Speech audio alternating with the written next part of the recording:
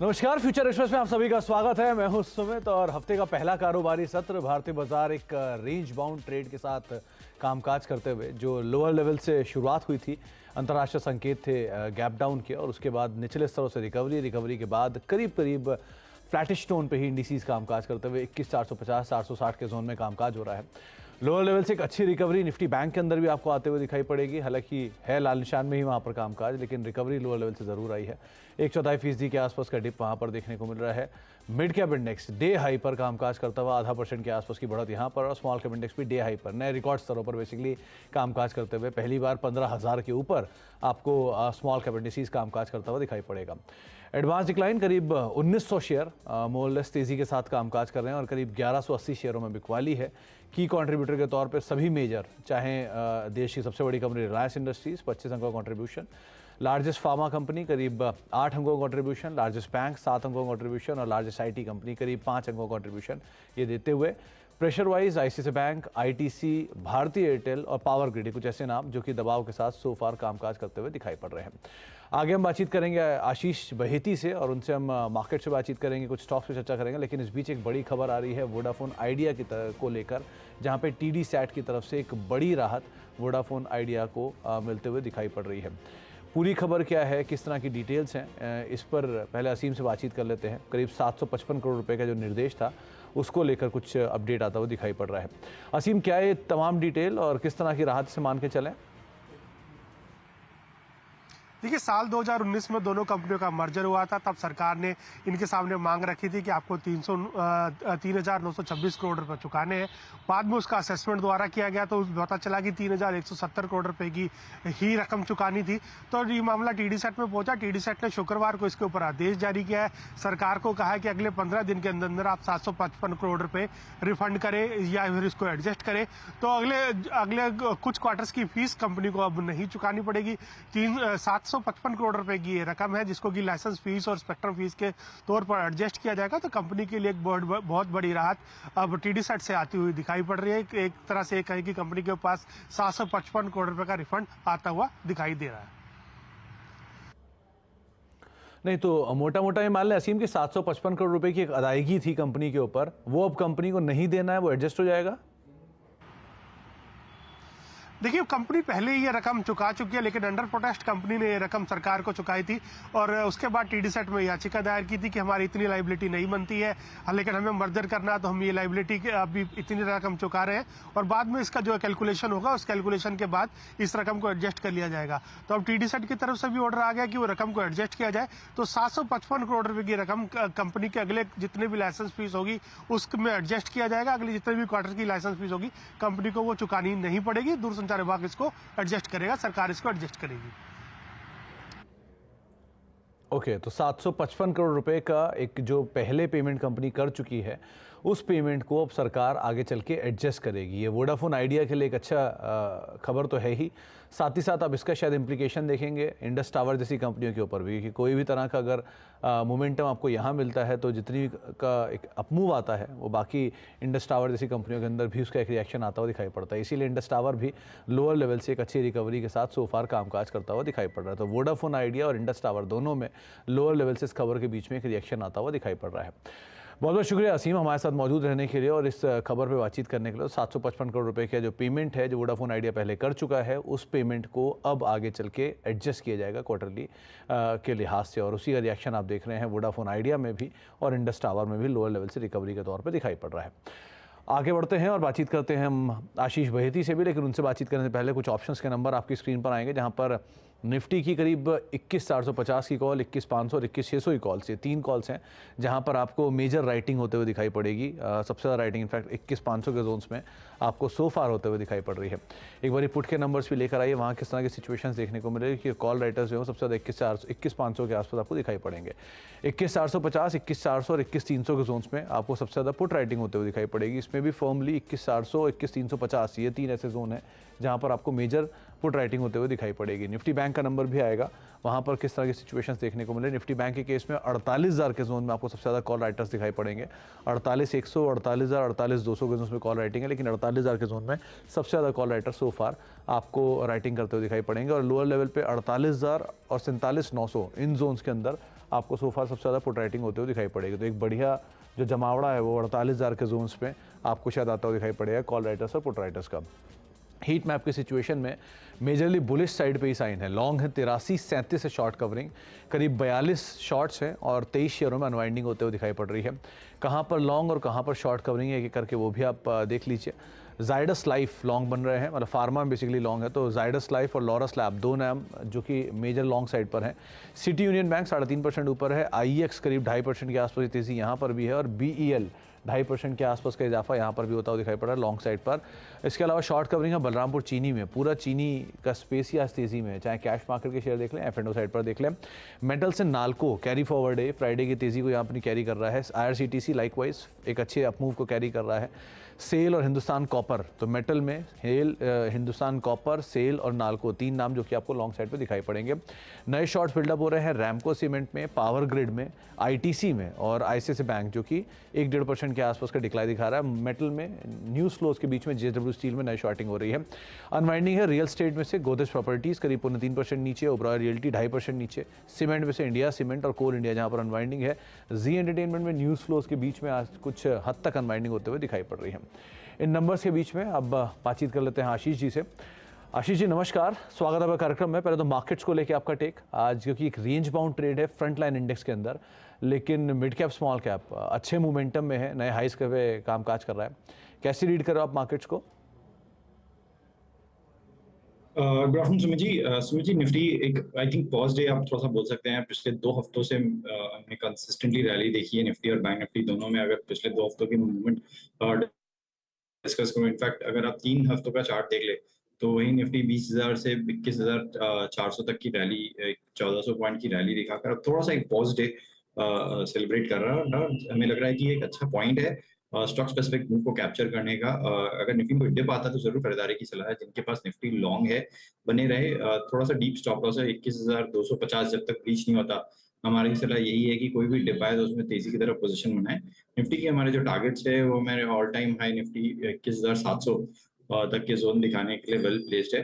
वहीं अगर मैं बैंक निफ्टी की बात करूं तो बैंक निफ्टी का भी चार्ट स्ट्रक्चर काफी अच्छा है। लास्ट वीक हमने देखा SBI और बाकी PSU बैंक में कंटिन्यूसली एक रैली थी और HDFC बैंक में भी एक अप मूव स्टार्ट हो गया है, बाइंग इंटरेस्ट स्टार्ट हो चुका है, विच इज वेरी पॉजिटिव। हमें लग रहा है कि बैंक निफ्टी में भी कोई डिप आता है तो उसमें खरीदारी ही करनी चाहिए। जो नीचे के लेवल्स अभी तक हमें लगता है कि 47,000 करीब करीब 200 तक का जो जोन है वहां तक कोई भी डिप आता है तो उसमें एक तेजी की तरफ पोजीशन बनाए। जो बैंक निफ्टी का मूवमेंट है हमें लग रहा है कि इसमें 48,500 तक की लेवल्स देखने मिल सकते हैं। तो ऑल टाइम हाई की तैयारी अब निफ्टी के लिए अभी भी जारी रहेगी। कोई भी डिप आप खरीदारी के लिए इस्तेमाल करेंगे और निफ्टी के लिए 21,700 आपके टारगेट्स रहेंगे। लाइकवाइज निफ्टी बैंक के अंदर भी Ashish ji bye on dip की ही सलाह आपको देंगे और वहाँ पर भी अगर आप खरीदारी करना चाह रहे हैं तो आशीष जी मान रहे हैं कि शायद जो तेज़ी है, जो अपमूव है, वो कंटिन्यू रहे निफ्टी बैंक के अंदर भी। आशीष जी अब इंडिविजुअल स्टॉक्स कहाँ पर आप लॉन्ग हो, कोई शॉर्ट भी है क्या? नहीं सुमित जी, शॉर्ट तो नहीं है इन लेवल्स पे, बट आप सेक्टर स्पेसिफिक देखिए बहुत अच्छा मूव मिल रहा है। तो फार्मा पूरे सेक्टर में बहुत अच्छा टेलविंड बना हुआ है, तो औरो फार्मा में खरीदारी की सलाह रहेगी। हमें लग रहा है औरो में यहाँ से एक स्लाइड कंसोलिडेशन चालू है और एक अच्छा मूव यहाँ से देखने मिल सकता है। तो 1020 का स्टॉप लॉस लगाकर तेजी की तरफ ट्रेड बनाए 1060 के लिए। दूसरा जो ट्रेड हमें अच्छा लग रहा है वो टाटा केमिकल सेक्टर में भी बहुत अच्छा मूव बना हुआ है और हमने देखा लास्ट वीक केमिकल सेक्टर्स में वापस बाइंग इंटरेस्ट देखने को मिला था।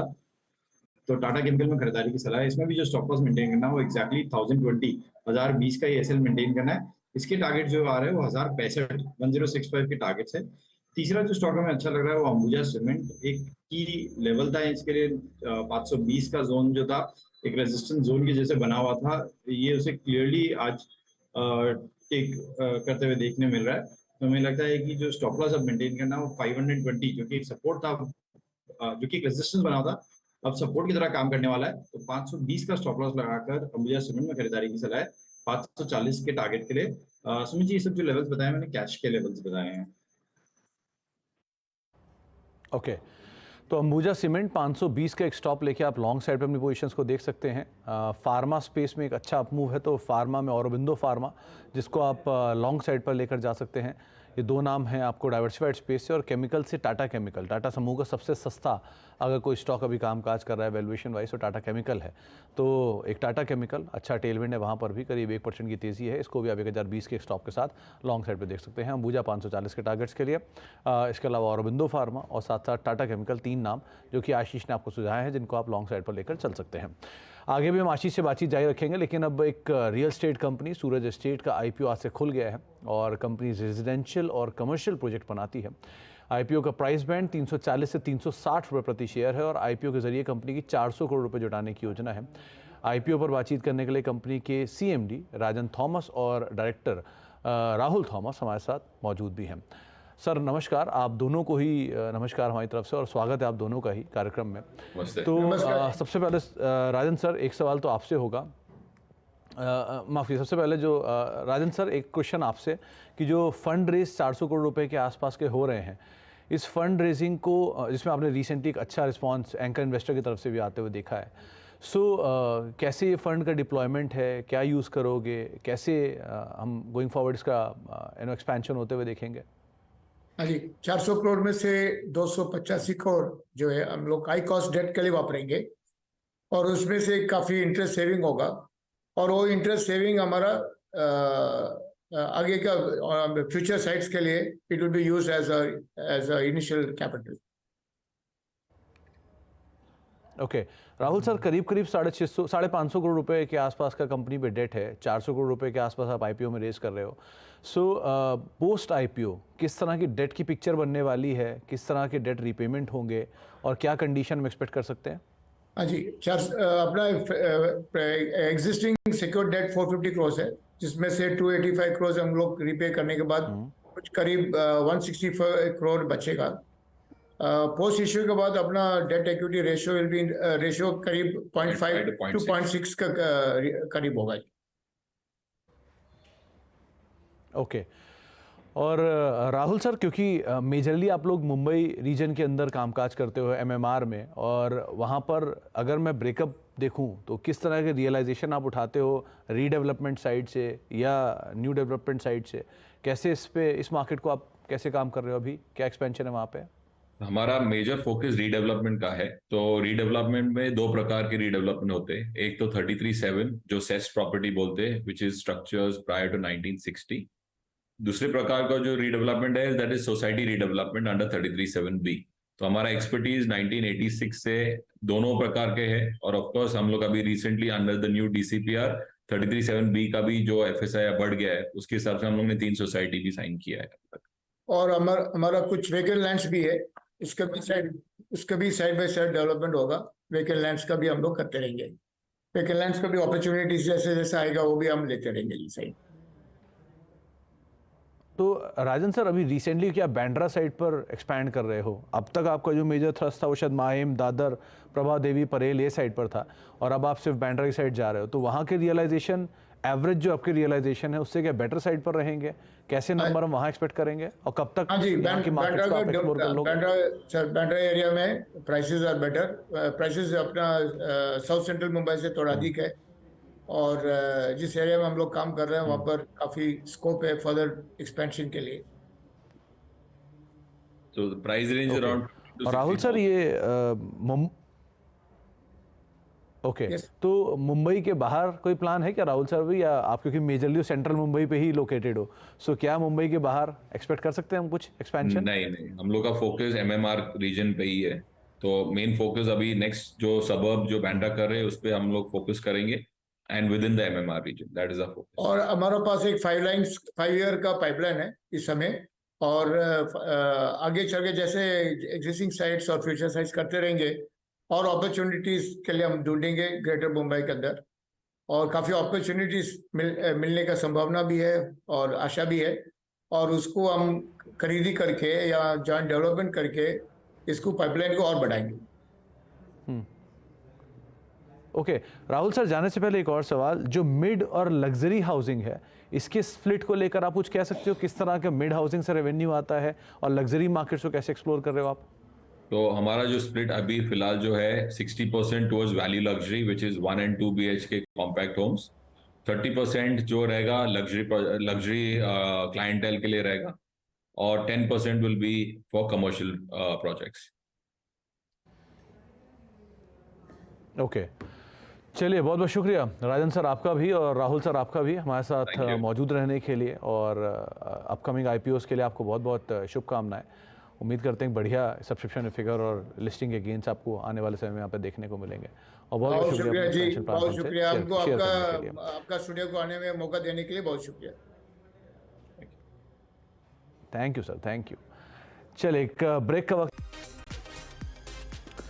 आप देख रहे हैं फ्यूचर एक्सप्रेस और मार्केट्स बिल्कुल फ्लैट, लेकिन mid cap index small cap index day high के आसपास है। 0.5% ऊपर मिड कैप इंडेक्स और करीब 1% ऊपर स्मॉल कैप इंडेक्स कामकाज करते हुए दिखाई पड़ रहा है। नए रिकॉर्ड सरों इनफैक्ट ये दोनों इंडिसेस अभी ट्रेड कर रहे हैं। फ्रंट लाइन इंडेक्स में हालांकि आज फ्लैटिश टोन पे कामकाज हो रहा है।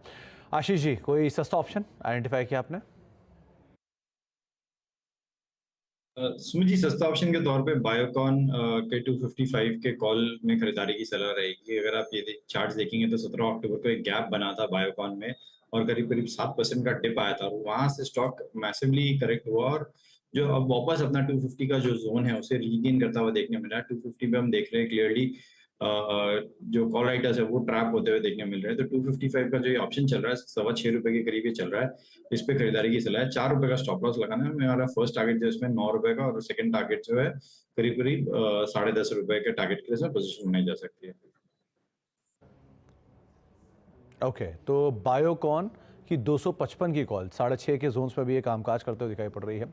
इसको आप लॉन्ग साइड पे देख सकते हैं और आशीष का मानना है कि यहाँ पे ये कॉल शायद डबल होते हुए दिखाई पड़े। करीब 12 रुपये से 13 रुपये के आसपास के भी इस ऑप्शन की प्राइसिंग होते हुए दिखाई पड़ सकती है। तो पहले 9 रुपये फिर 10.5 रुपये इस तरह के टारगेट्स यहाँ पे आते हुए दिखाई पड़ेंगे। 4 का एक स्टॉप लॉस मेंटेन करेंगे।